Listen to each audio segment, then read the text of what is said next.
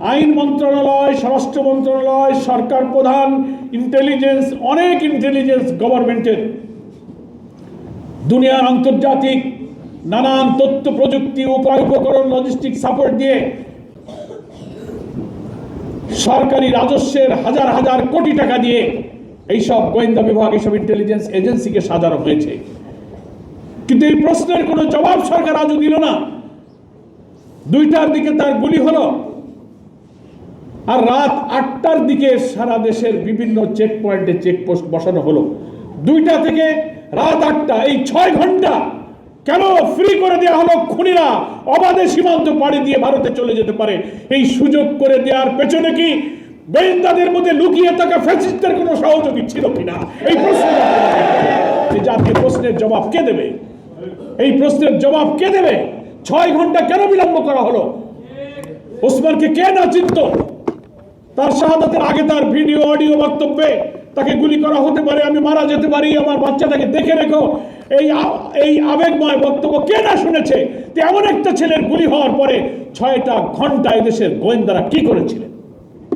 আমরা যেটা তথ্য পেয়েছি, রাত 8টার পর থেকে বিভিন্ন চেকপোস্টে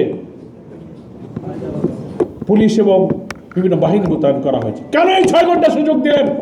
তাহলে তো জাতির একথা বিশ্বাস করার সুযোগ আছে যে গোয়েন্দাদের অভ্যন্তরে লুকিয়ে থাকা আধিপত্যবাদের দালালরা চেয়েছিল এই খুনিরা নিরাপদে পালিয়ে যাক।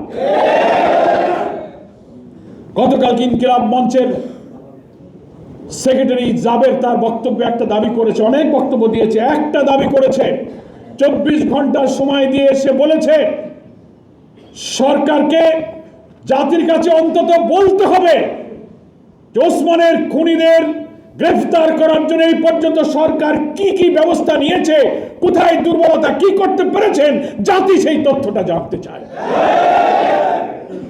আপনারা 24 ঘন্টা যেতে আর মাত্র কয়েক ঘন্টা সময় আছে।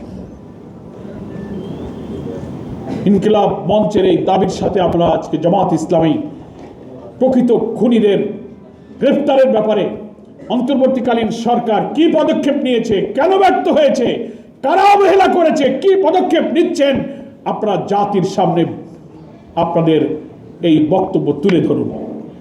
যদি তা না ধরেন তাহলে এই বিশ্বাসে জাতি করবে যারা ওসমানকে খুন করেছে, ওসমানের খুনিদের পালিয়ে যেতে, তার সহযোগীদেরকে প্রশ্রয় দিতে প্রশাসনের মধ্যে ফ্যাসিস্টদের সেই সব সহযোগীরা লুকিয়ে আছে।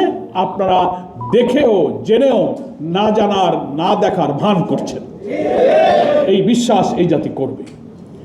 ফলে সরকারের কর্তব্য হয়ে দাঁড়িয়েছে জাতির কাছে ওসমানের খুনিদের গ্রেফতারের জন্য কি কি পদক্ষেপ নিয়েছে। সরকার যদি কোনো ব্যর্থতা থাকে, কোনো গোয়েন্দা কর্মকর্তা যদি দায়িত্ব পালনে ব্যর্থ হন, জাতির কাছে বলেন, তার দায়িত্ব থেকে তাকে অব্যাহতি দেন, তার জন্য শাস্তির ব্যবস্থা করেন। ওসমানের মতো অকুত ভয়, মৃত্যু ভয়হীন মৃত্যুঞ্জয়ী বীরেরা বিদায় নিয়ে যাবে, আর আমাদের হাজার হাজার কোটি টাকার খাজনা ট্যাক্সের পয়সায় বেতন খেয়ে গাড়ি বাড়ি নিয়ে চাকরি করবেন, এটা জনগণ কখনো মেনে নিতে পারে। জাতির কাছে এই সত্য প্রকাশ করতে হবে। আমরা একথা বলতে চাই, কারা হত্যা করেছে এটা বুঝতে কিন্তু জাতির জনগণের বাকি নেই। কারণ ওসমান হাদি কি চাইতো, এটা যারা চায় না তারাই হচ্ছে এর হত্যাকারী এবং মদতদাতা। ওসমান হাদি চাইতো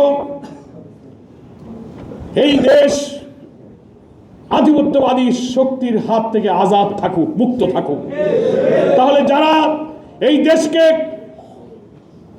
দিল্লির আধিপত্যবাদীদের কাছে করদ্রাজ্যে পরিণত করে খুশি হয়, তারাই তাহলে এই হত্যার সাথে মদত দিয়েছে। ওসমান হাদি কালচারাল ফ্যাসিজমের বিরুদ্ধে ইনকিলাব কালচারাল সেন্টার গঠন করেছিল।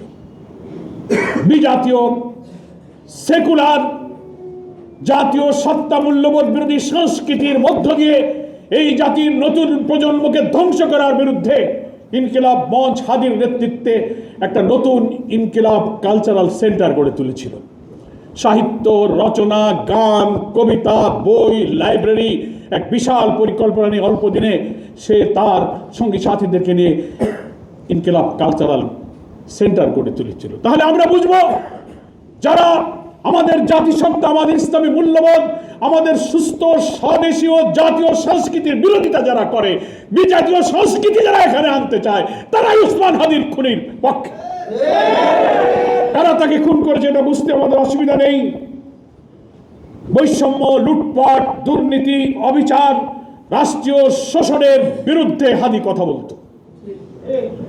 যারা এগুলোকে পক্ষপাতিত্ব করেছেন তারাই হাদির খুনিদের পক্ষে।